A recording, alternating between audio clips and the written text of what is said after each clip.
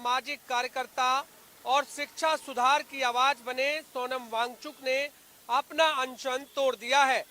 गुड़गांव के मेदांता अस्पताल में केंद्रीय स्वास्थ्य मंत्री जेपी नड्डा और केंद्रीय मंत्री जितेंद्र सिंह की मौजूदगी में जूस पीकर उन्होंने अपना अनशन तोड़ा।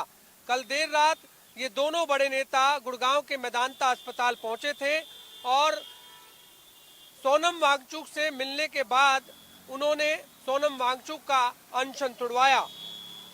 दरअसल सोनम वांगचुक 28 जून से आमरण अनशन पर थे। उनका कहना था कि पेपर लीक से करोड़ों छात्रों का भविष्य प्रभावित हुआ है, इसलिए दोषियों पर सख्त कार्रवाई होनी चाहिए और परीक्षा व्यवस्था में सुधार होना चाहिए और साथ ही इसकी जवाबदेही तय होनी चाहिए।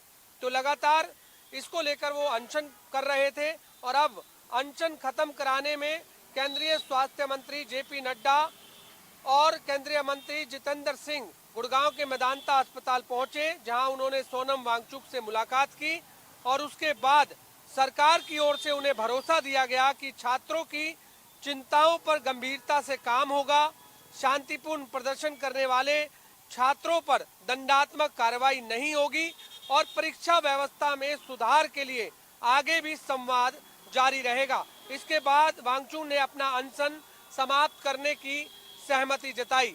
फिलहाल कई विपक्षी सांसदों द्वारा भी गुड़गांव के मेदांता अस्पताल में पहुंचकर सोनम वांगचुक का अनशन खत्म कराने की पहल की गई थी, लेकिन विपक्षी सांसदों को उस समय गुड़गांव के मेदांता अस्पताल में अंदर नहीं जाने दिया गया।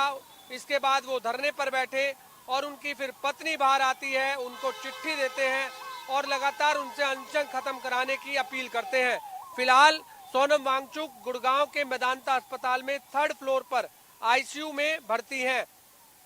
इसी दौरान अनशन खत्म करने के बाद सोनम वांगचुक ने भी कहा कि मैं खुश हूं कि मैं अपना अनशन समाप्त कर रहा हूं, लेकिन हमारी लड़ाई अभी खत्म नहीं हुई है। उन्होंने बताया है कि कई दौर की बातचीत के बाद कुछ महत्वपूर्ण आश्वासन उन्हें मिले हैं और देश में किसी तरह की हिंसा या तनाव न फैले, इसको ध्यान में रखते हुए उन्होंने यह निर्णय लिया है। और साथ ही उन्होंने अपने समर्थकों और छात्रों से एक अपील भी की है कि आंदोलन पूरी तरह शांतिपूर्ण और लोकतांत्रिक तरीके से जारी रखें, ताकि किसी भी तरह की हिंसा से वो सभी छात्र दूर रहें। अब यानी 26 दिनों से इस लंबे आमरण अनशन का फिलहाल अंत तो हो गया है, लेकिन शिक्षा व्यवस्था में सुधार और छात्रों के भविष्य से जुड़े मुद्दों पर संघर्ष अभी भी जारी रहने वाला है।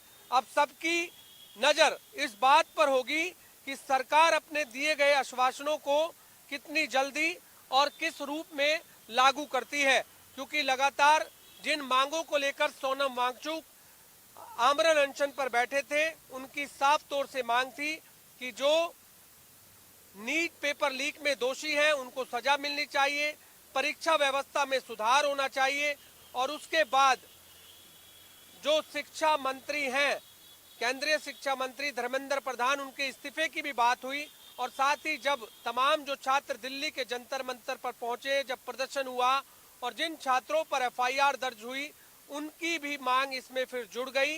सोनम वांगचुक ने कहा कि जो भी छात्र हैं जिनके खिलाफ एफआईआर दर्ज हुई है, उनके खिलाफ एफआईआर दर्ज वापस लेना चाहिए। इस बात की भी मांग सरकार से की थी और अब सरकार की तरफ से उन्हें आश्वासन दिया गया है कि जो भी मांगे सोनम वांगचुक की तरफ से रखी गई है, उन पर सहमति जताई गई है।